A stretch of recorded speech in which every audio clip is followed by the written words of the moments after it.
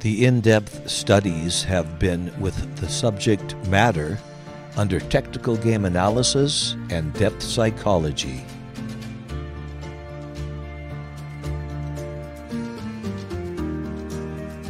The Ted Bundys of tomorrow are being made today.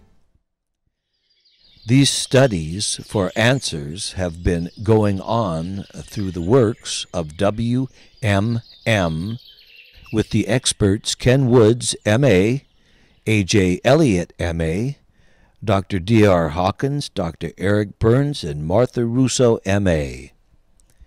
Parent, adult, and child ego states equals one's personality. In this sharing shall be about the game analysis definition of an individual's personality equaling the parent, the adult, and the child ego states making up one's personality, and the different terms like the family insanity titled The Family Script, with examples of the expanding of the insanity from the generations before us. Ken Woods, M.A. The Family Script.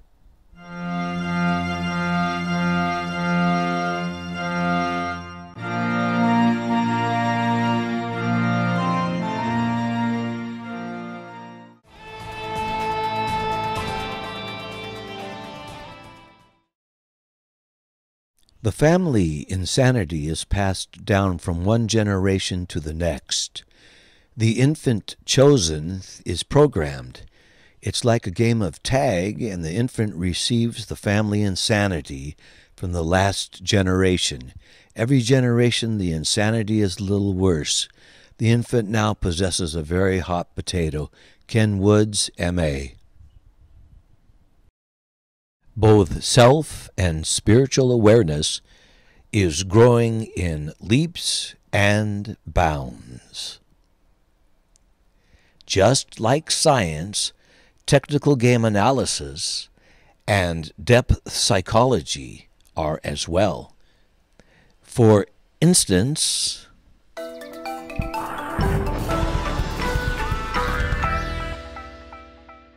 wouldn't it be super cool if we could go visit other planets? Astronauts have visited the moon before, but so far no people have ever been to another planet. Even though we haven't sent people very far out into space, we have sent special kinds of spaceships very far away. The farthest one is called Voyager 1, and it's all the way outside of the solar system in the space between the stars. We haven't sent people to visit other planets yet because most of them are really far away, and they don't have air we can breathe or soil where we can grow food like on Earth. So before we send people to other planets, scientists have to figure out how to avoid all of the things that might be dangerous about the trip. But in the meantime, astronomers, the scientists who study space, have other ways to learn about it. With telescopes, for example. And if astronomers want to learn even more than they can with a telescope, they might send something called a probe into space. A space probe is a kind of spaceship that doesn't have people on it. It goes out into space and uses its computers, cameras, and other kinds of equipment to learn about things in the solar system, like other planets or moons. And in some cases, probes can even study what's beyond our solar system. And that's what Voyager 1 is doing. It launched about 40 years ago in 1977, and it actually has a twin space probe, Voyager 2, that was launched around the same time. Voyagers 1 and 2 started their journey right here on Earth, and the plan was for them to travel all the way to interstellar space, the part of space between the stars. On the way, they both visited some of the outer planets in our solar system, Jupiter and Saturn. And Voyager 2 went on to check out the two planets that are farthest from the Sun, Uranus and Neptune. It's still the only probe we've ever sent to those planets. While Voyager 2 was doing that, Voyager 1 kept speeding toward interstellar space. And a few years ago, it got there. Right now, it's over 20 billion kilometers away from Earth. That is really, really far. The farthest we've ever sent anything into space. Yeah, it's hard to even imagine how far away Voyager 1 is. It's like traveling to the moon and back 25,000 times, or going all the way around the Earth 500,000 times. Voyager 2 is also incredibly far away. It hasn't gotten all the way out of the solar system yet, but it's almost there. Since people knew the Voyager probes were going to be leaving the solar system, they prepared something very special to put on them. In addition to all their scientific equipment, Voyager 1 and 2 have a set of golden discs with messages, pictures, and sounds on them. They're kind of like big DVDs or Blu-rays. We put these discs on the Voyager probes just in case they're discovered by aliens someday.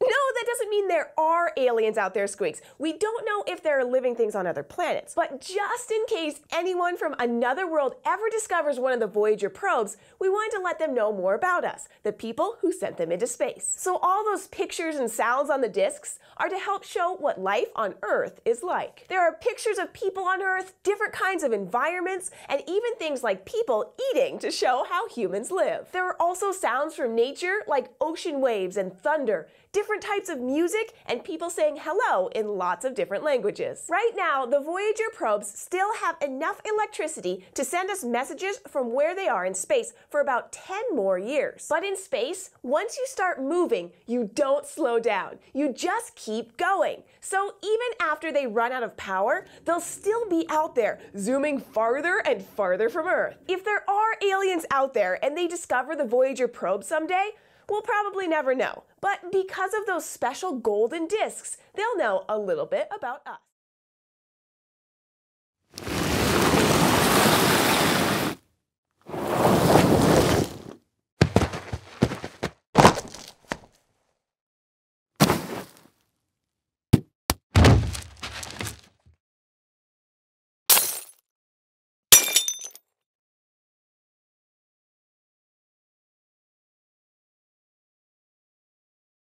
Back in the 70s and 80s, a man known as the Golden State Killer terrorized California, committing a string of more than 100 burglaries, 45 rapes, and a dozen murders. Definitely a bad dude. Even though police had DNA evidence from crime scenes, it never matched any DNA records on file, so the case went cold. Until last week. By this point, you've probably heard about this man's capture, but you might not realize that the science used to crack the case is totally different from standard DNA forensics. So by understanding how DNA analysis is typically done for crime scenes, we can dive into why the Golden State Killer case is so special. Usually, forensic scientists process DNA with a method called short tandem repeat, or STR, analysis. The basic idea is that little stretches of short repeated sequences, like TAGA, are scattered throughout your genome in specific places on specific chromosomes. Because the number of repeats at each location tends to vary from person to person, counting them can be useful, like they can help match the semen in a rape kit to a suspect. For instance, you might have 6 TAGA repeats on a chromosome that you got from one parent, and 10 repeats from your other parent, while I might have 12 and 15. Now, if the number of repeats at one spot in someone's DNA happens to match evidence from a crime scene, that doesn't necessarily mean much. But if you look at a bunch of repeats and they all match, you might be onto something. In the US, forensic scientists have traditionally tested for repeats at 13 different spots in the genome, although recently they upped it to 20. That's what's happening when you hear about hits in CODIS, the FBI's database of DNA records. A match is all about probability, and there are a lot of factors to consider, like how common certain STRs are in a given population. But if your suspect's DNA repeats in the same 13 ways as a sample from the crime scene, the odds that the suspect isn't the source are typically about 1 in a billion. In other words, combined with other evidence, you can be pretty confident that you've got the right person. Of course, DNA analysis isn't perfect. Contamination is a concern, and there's room for doubt in cases where there's a small amount of DNA or the DNA is degraded. These days, standard STR analysis uses a process called PCR to amplify the DNA sections the police are interested in. But that can lead to errors, and they might not get solid data for all 20 repeat locations. Another challenge is that many samples include DNA from multiple people, like both a victim and the criminal, making the analysis more complicated. And any positive match still needs to be interpreted. After all, an innocent person might have scraped their finger and left a few drops of blood behind at a future crime scene. So that's how standard forensic DNA testing works. Under the parent, the adult, and the child ego states, equaling one's personality, through the huge breakthroughs in technical game analysis, I shall explain what it was that would cause Ted Bundy, the serial killer, to commit the crimes that he would commit through his personality through technical game analysis. The family will be devastated by this, but we stick behind him because we know he's not guilty, as do all his friends. That's it. Back up.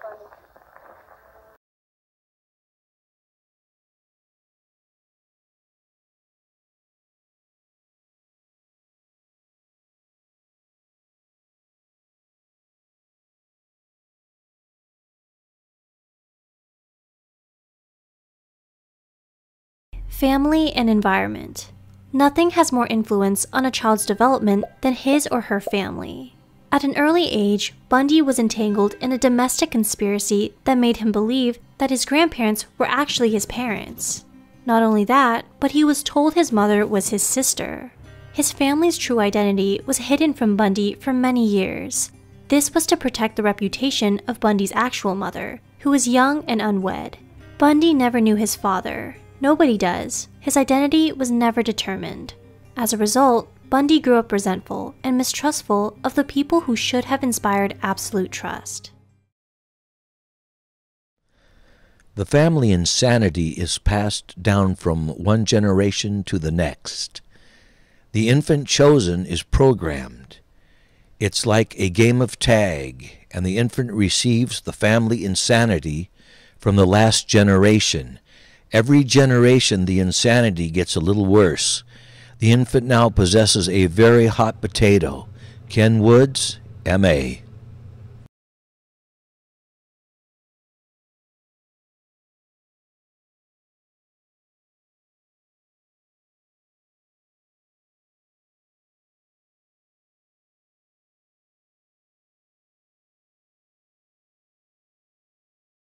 Just can't be. I keep shaking my head, saying, how can this be? Because he had lots of friends, very good student in school, a very normal, active boy. On the left-hand side of the child ego state is C1 plus, the free child ego state, fairs, balloons, etc. On the right side of the child ego state is C1 minus, the crazy child ego state. This is where the insane programming was transferred into Ted Bundy as an infant by his mother. His mother freed herself from the insanity that was passed onto herself as an infant. Just can't be. I keep shaking my head, saying, how can this be? Ted Bundy had no idea he possessed a crazy child ego state. Further, his parent, adult, and child ego states being his personality, and the fact that his child ego state would take control of his being under a spell, where he would be confronted as an infant and young child, having been sexually raped, emotionally raped, psychologically raped, and probably physically terrorized by his sister being his mother. Further, the addictions Ted Bundy possessed were much heavier than a heroin addiction. The main addiction was rage, and having been completely raped inside out from infancy on and committed against his being behind closed doors.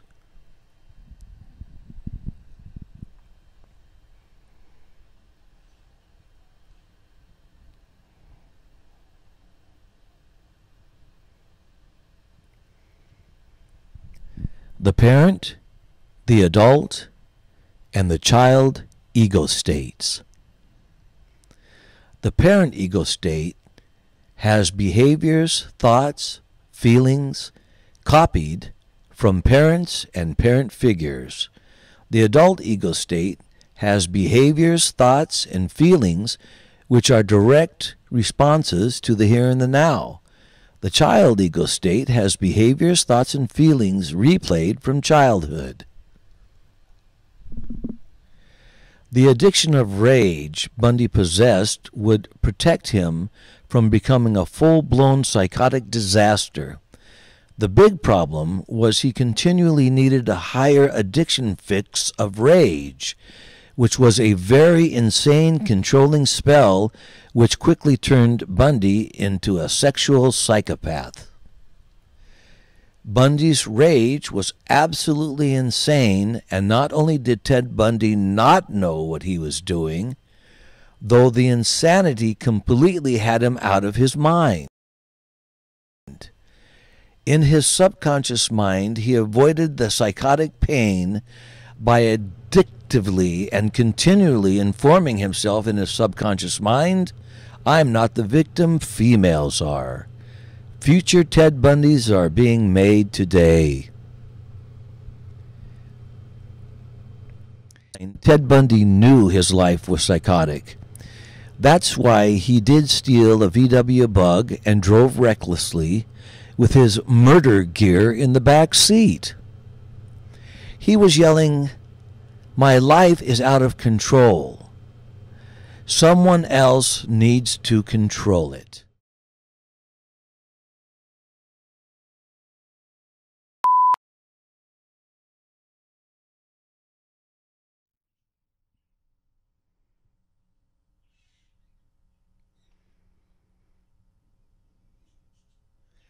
Game formula.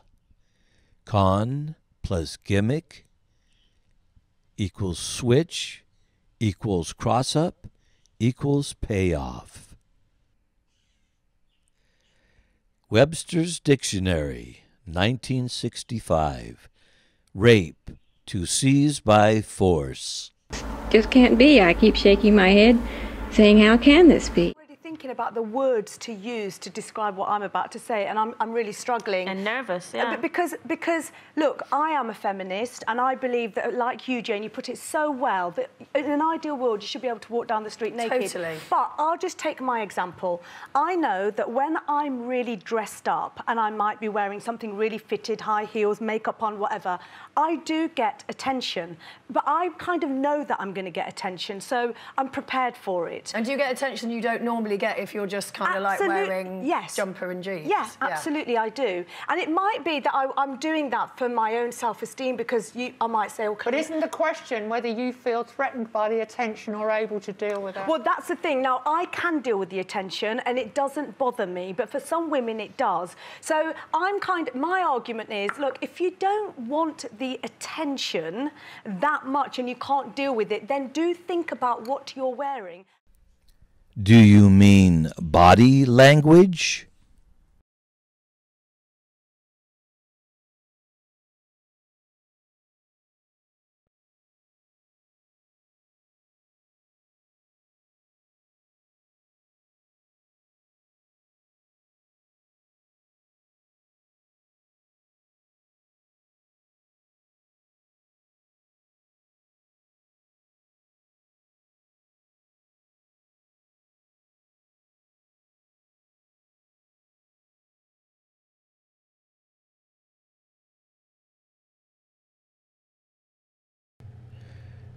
Revised Code of Washington, RCW 9A.88.010, indecent exposure, a Class C felony. Just can't be. I keep shaking my head, saying, how can this be?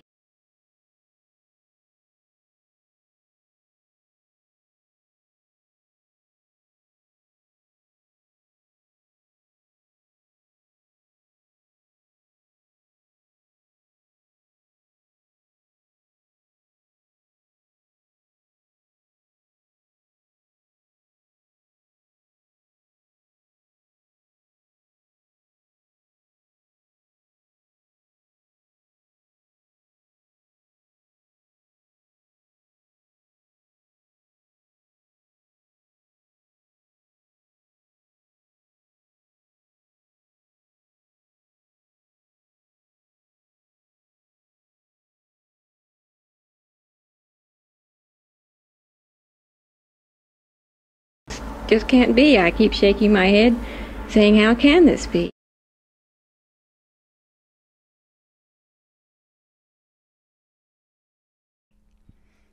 Revised Code of Washington, RCW 9A.88.010, indecent exposure, a Class C felony.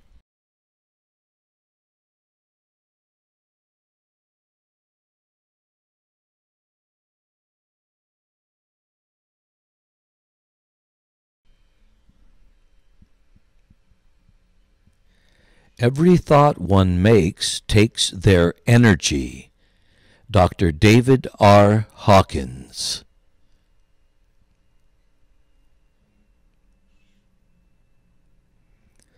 The Beauty Game, 2021.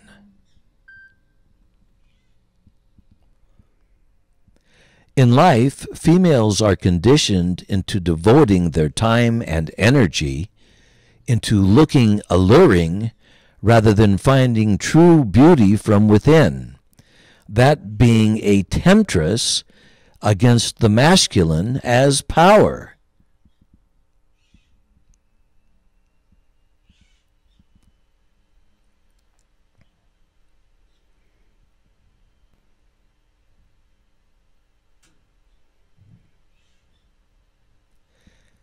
Game formula. Con plus gimmick equals switch equals cross-up equals payoff. Webster's Dictionary, 1965, rape, to seize by force. You don't know what to believe about Bundy. That's what made him so scary.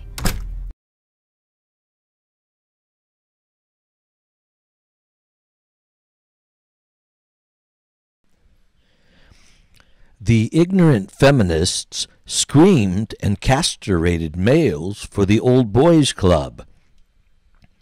Now you know why the men's club was and is necessary.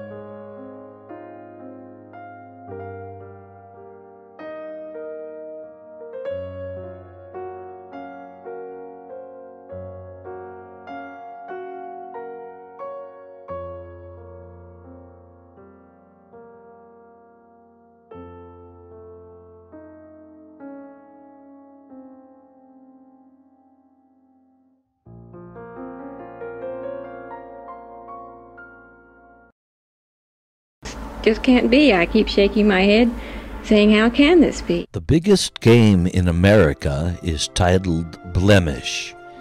Ken Woods, M.A.